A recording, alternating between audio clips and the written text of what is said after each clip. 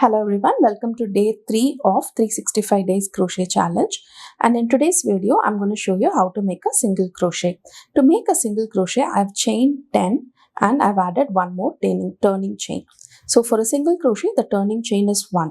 You just have to go into the second loop from your hook. So this is the first loop, this is the second loop. You have to go inside the second loop, yarn over and pull out a loop.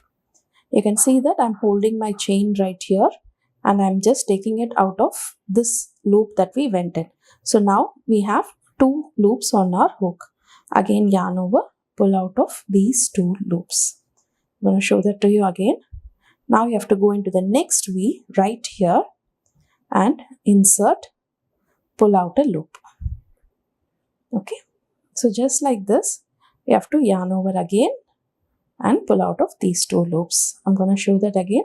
Insert, pull out a loop, yarn over, pull out of 2 loops. Again, insert, pull out a loop, yarn over, pull out of 2 loops. So just like this, you have to crochet till the end of the stitch.